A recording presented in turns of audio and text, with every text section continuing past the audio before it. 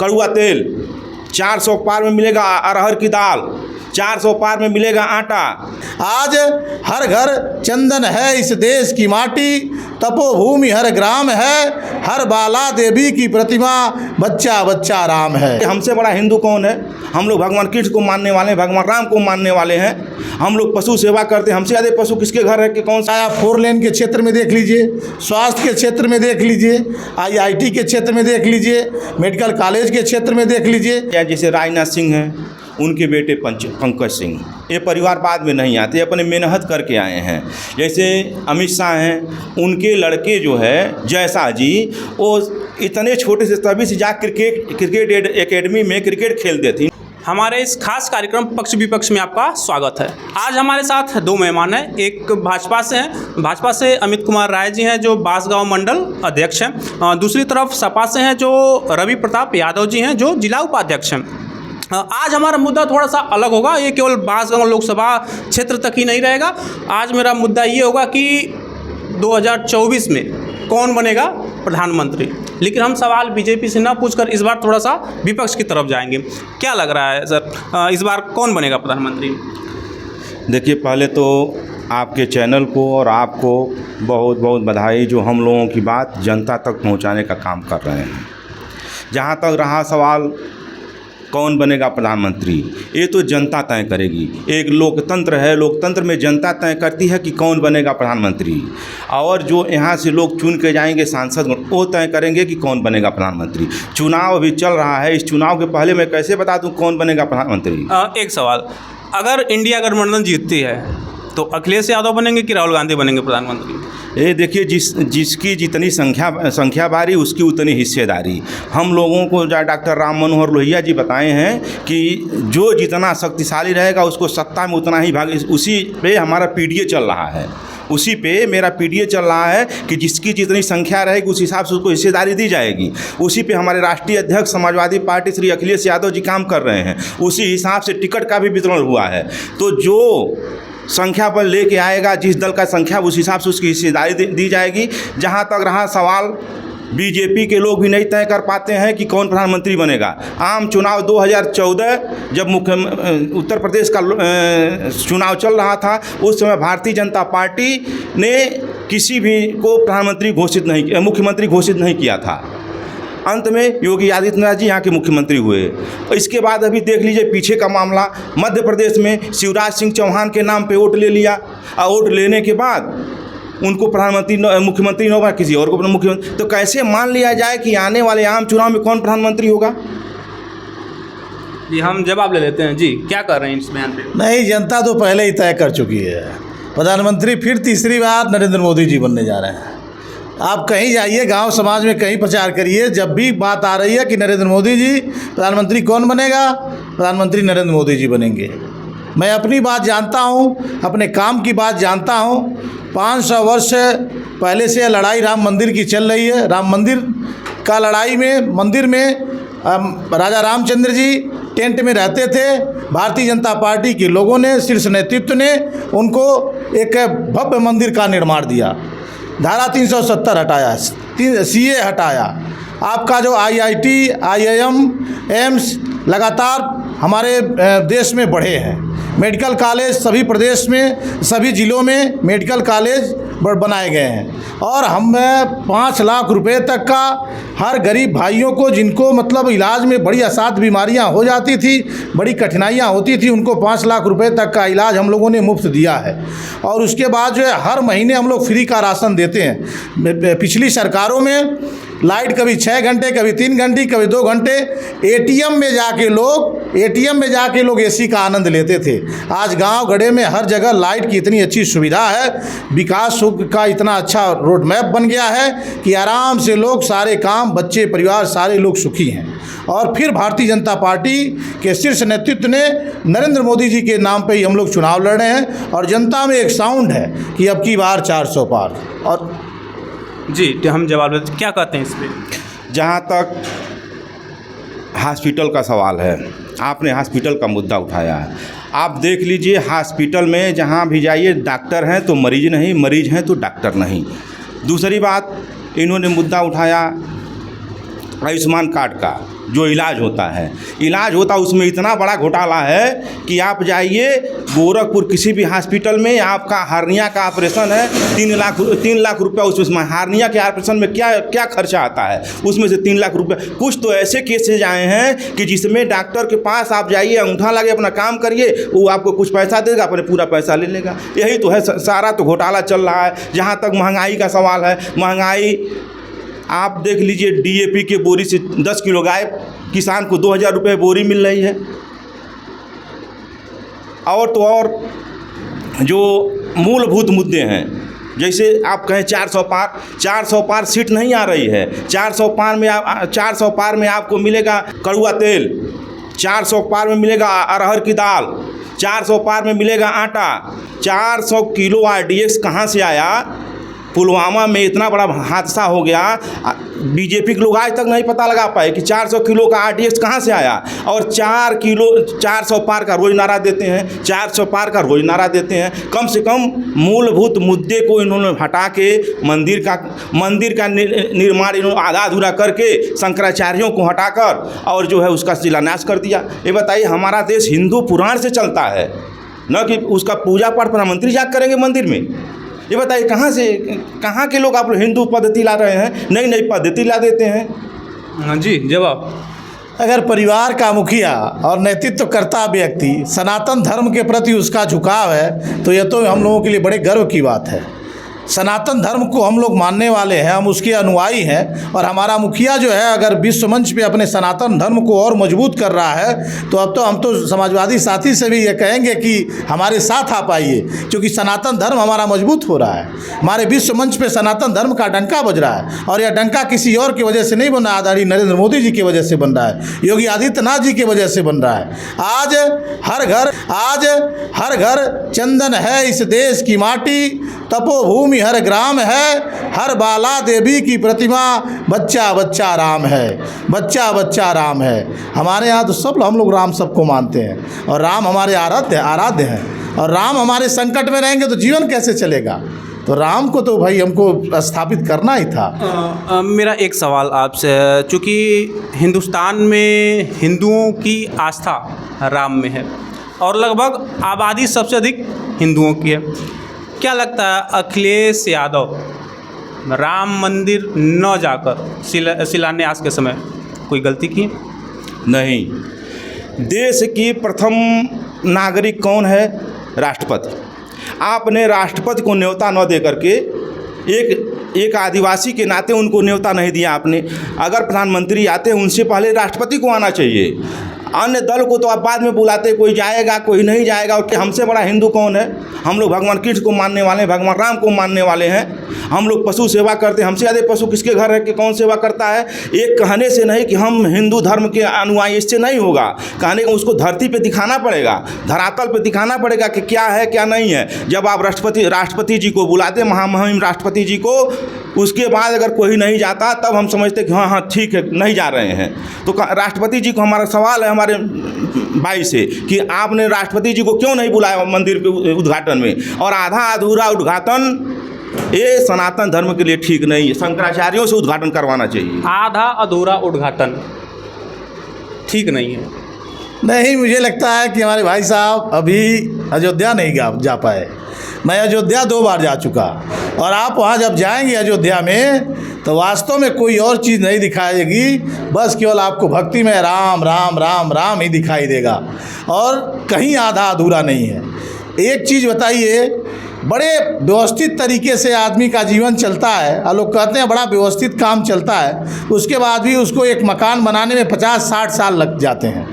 और हमारी सरकार 10 साल में इस तरह का बेहतर हर क्षेत्र में काम की है। चाहे आप 4 लेन के क्षेत्र में देख लीजिए, स्वास्थ्य के क्षेत्र में देख लीजिए, IIT के क्षेत्र में देख लीजिए, मेडिकल कॉलेज के क्षेत्र में देख लीजिए। यही गोरखपुर आम का एम्स है, वहाँ हमने पेपर के माध्यम से हम भाई साहब को बताते हैं 4-4 हज़ार की OPD वहाँ चल रही है, और कठिन से कठिन असाध्य बीमारियों का इलाज हो रहा है। और जो बात आपने कहा कि 5 लाख रुपए का गोलमाल झोलमाल, यह मुझे नहीं जानकारी है। आप बताइए कि एक व्यवस्था, हम भाई साहब से ही पूछना चाहते हैं कि क्या आपने स्वास्थ्य बीमा कराया है?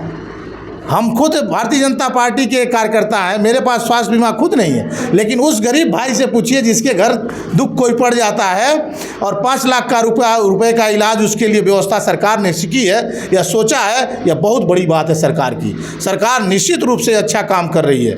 और बताइए, किसी भी बारात का दूल्हा एक होता है, दूल्हे कई नहीं होते हैं। लोकतंत्र रूपी बारात में हमारे दूल्हे नरेंद्र मोदी जी हैं। नरेंद्र मोदी जी हमारे प्रधानमंत्री बनेंगे। हम लोग तो क्लियर कट की बात करते हैं, आर पार की लड़ाई है, क्लियर कट की बात है। जितना लोग मिलजुल के विपक्ष में लड़ना चाहें लड़ लीजिए, हमारे नरेंद्र मोदी जी, हमारी भारतीय जनता पार्टी उस पर सब पे भारी है। जी, जवाब जिसे आपने कहा है कि 4 लेन का जाल है, ये जो 4 लेन बनी है, आप यहाँ से गोरखपुर से और बड़हलगंज तक जाइए, हमको लग रहा है भारतवर्ष की सबसे खराब सड़क यही है। जो हमारे सांसद जी बड़े दावे के साथ कहते हैं कि मैंने 4 लेन बनवा दिया, सबसे खराब सड़क अगर है तो यही है। अभी इतना दिन हो गया, उसका कोई अभी पूरा काम नहीं हो पाए। रोज़ देखिए तो उसमें जेसीबी खुदाई करती रहती है। दूसरा मामला ये है कि जैसे कहते हैं रोडों का जाल है, आप यहीं जरलही से निकलिए और चले जाइए सोहरमा तक, देखिए क्या है इसमें। आप यहाँ से निकलिए कसिहार से चंदा घाट होते हुए झंगहा चले जाइए, एक गड्ढे में रोड है, रोड में गड्ढा नहीं है। ये सब इनके क्षेत्र का मामला है, ये इनको दिखाई नहीं देता।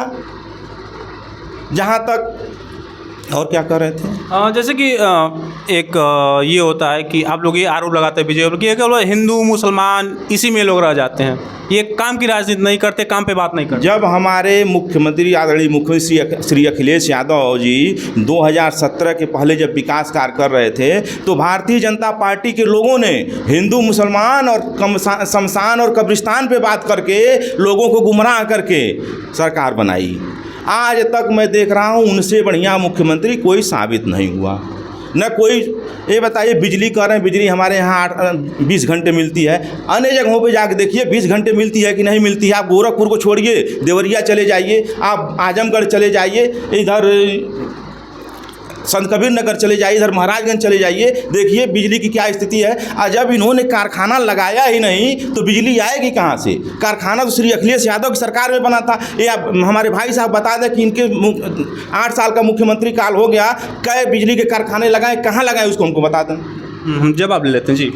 देखिए, मुझे इस बात पे है कि शीर्ष नेतृत्व का, योगी आदित्यनाथ जी का इस पे इतना बेहतर काम है। लगातार वो प्लांट पे प्लांट काम चल रहे हैं। और आप देखिए कि अगर हम मान रहे हैं कि हो सकता है कि थोड़े बहुत काम अभी बाकी हैं, लेकिन आप देखिए कि क्या लाइन 18 घंटे 20 घंटे नहीं मिल रही है। हम लोगों के रिश्तेदार, हम लोगों के जानने पहचानने वाले आजमगढ़, कुशीनगर, देवरिया, महाराजगंज सारे जगहों पे हैं, और सारे जगहों से हम लोग रिपोर्टिंग लेती हैं कि क्या आप लोगों की बिजली कैसे मिल रही है। बिजली सबसे अच्छी मिल रही है। अगर पति पत्नी में किसी बात के लिए झगड़ा होता था अगर गृहस्थी जीवन में, तो लाइट के लिए होता था। कभी लाइट 12 बजे कट गई, कभी 2 बजे कट गई, कभी 1 बजे कट गई।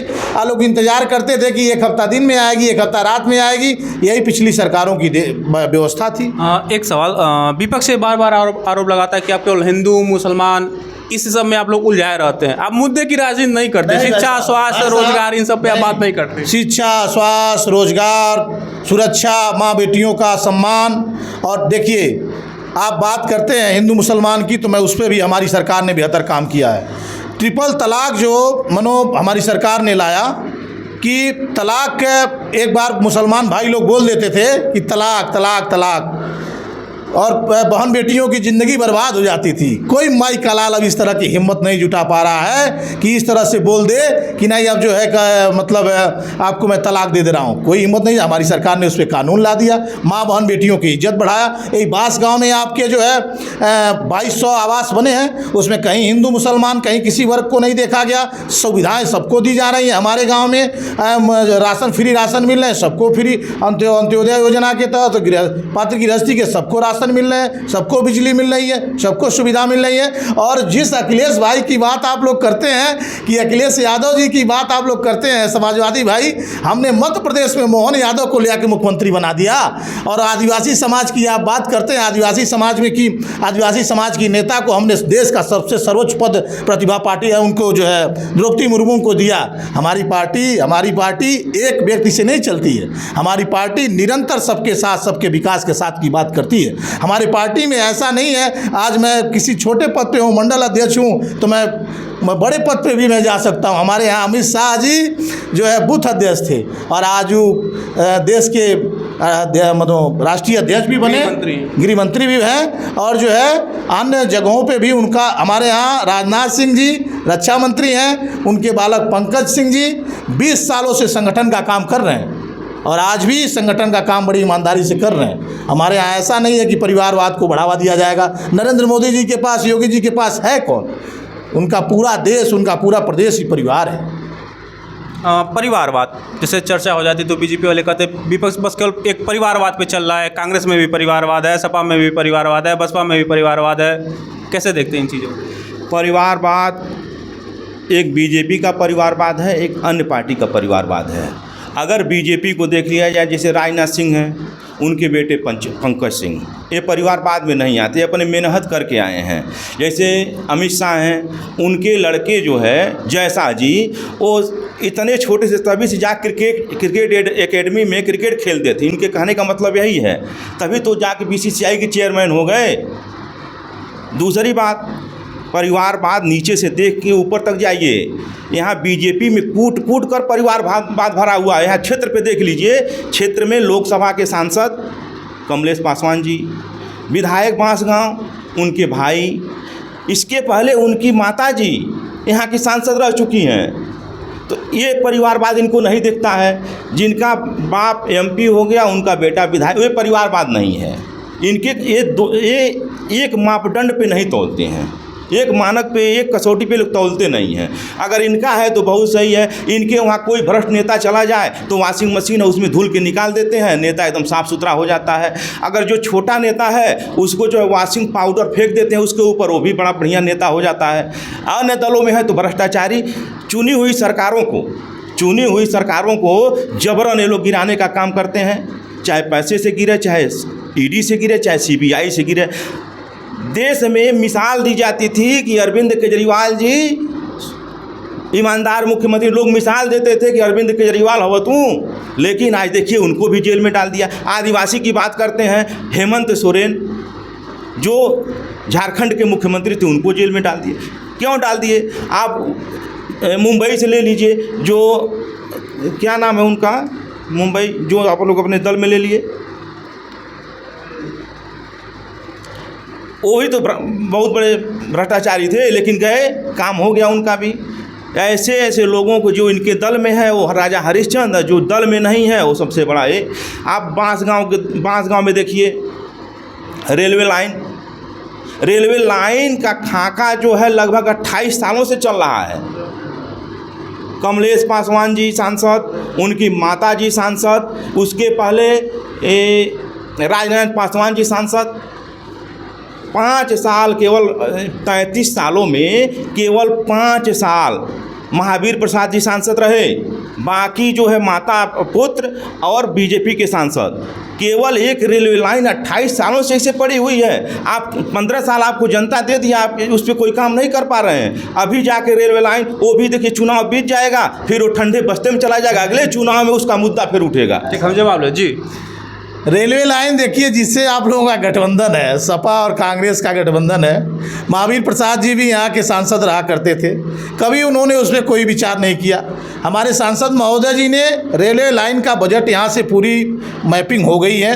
रेलवे लाइन का सारा काम निरंतर प्रगति पे है। लोगों की जिनकी ज़मीन अधिकृत हो गई है, उनको पैसा भी धीरे धीरे मिलना शुरू हो गया है। और निश्चित रूप से चूँकि यह बहुत बड़ा काम होता है, आने वाले कुछ ही दिनों में यह काम पूर्ण हो जाएगा। ऐसा नहीं है कि चुनावी प्रोपेगेंडा है, ऐसा नहीं है। इसकी सारी मॉनिटरिंग अच्छे ढंग से हो रही है। सारे अधिकारी बांसगांव तहसील में आए थे, सारा लोग अपना अपना जो इसका ज़मीन जा रहा है उसको जमा किए हैं। और पिछली सरकारों ने इस पर कोई काम नहीं किया, होना तो चाहिए था कांग्रेस की सरकार में ही हो गया होता जब महावीर प्रसाद जी थे। तो महावीर प्रसाद जी जब उस पर कोई काम नहीं किया, हमारे सांसद जी ने तो, भारतीय जनता पार्टी ने तो इस पर बेहतर काम करके रेलवे लाइन बिछाने का काम आगे बढ़ाया है। इन्होंने एक आरोप लगाया कि इनके परिवारवाद और आपके परिवारवाद में क्या अंतर है?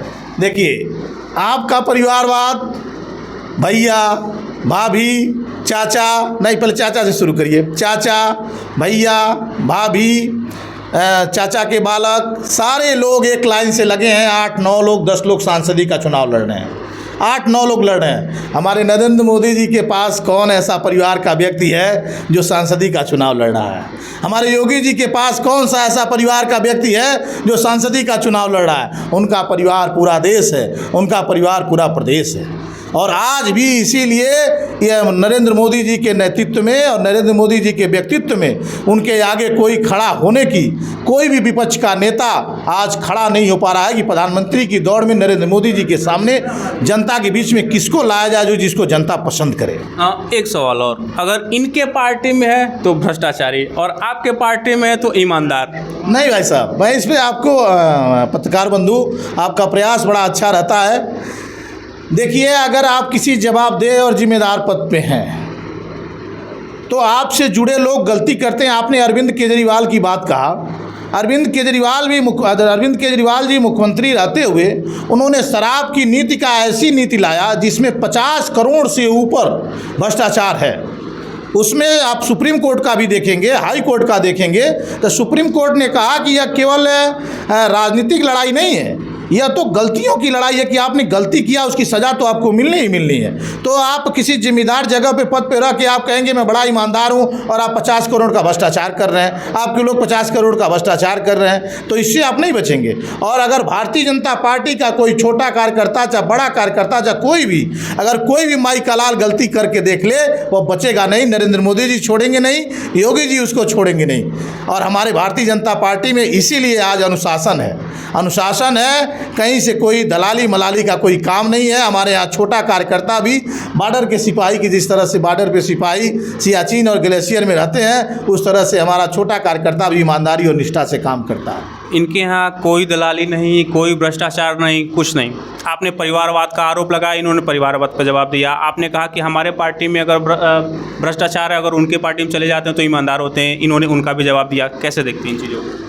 आप ले लीजिए corona vaccine, serum institute company में जो ऐसा वैक्सीन लाई, उस वैक्सीन से हज़ारों लोगों का, कम से कम हमको हज़ारों लोग उससे मारे गए हार्ट अटैक से।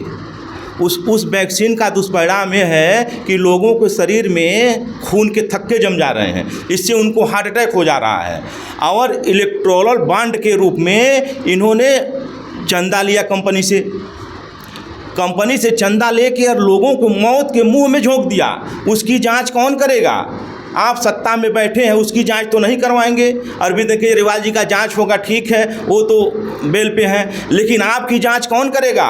उस इलेक्टोरल बॉन्ड से अगर सुप्रीम कोर्ट में मामला जाता है, उसका पता भी नहीं चलता। ऐसे ऐसे इतने घोटाले हैं इस सरकार में कि घोटालों में ही सरकार है।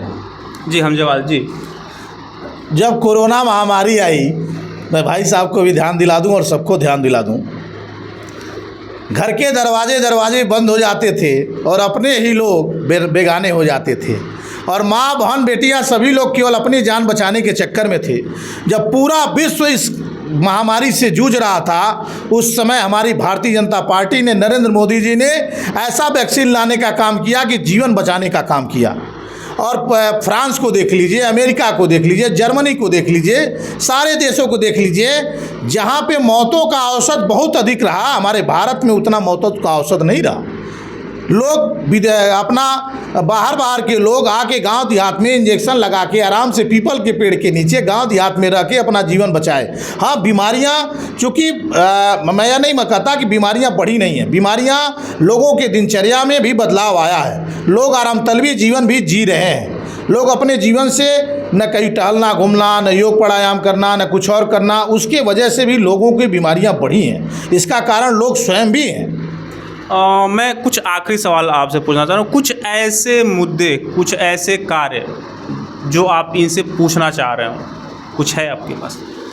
जैसे हमारे वहाँ सांसद जी और विधायक जी विकास का काम तो कुछ किया नहीं, केवल एक ही काम करते हैं, लोग लेटर बम फोड़ते हैं। जैसे मोदी जी ईडी और सीबीआई लगा के नेताओं को प्रताड़ित करती है और जेल में डालती है झूठे मुकदमे लगा के, उसी तरह से सांसद जी और विधायक जी प्रधानों के खिलाफ कोटेदारों के खिलाफ इनका एक सूत्री कार्यक्रम है। ये लेटर लिखवाते हैं, जिले के अधिकारियों को दबाव देके उनसे जो है इनके खिलाफ काम करवाते हैं।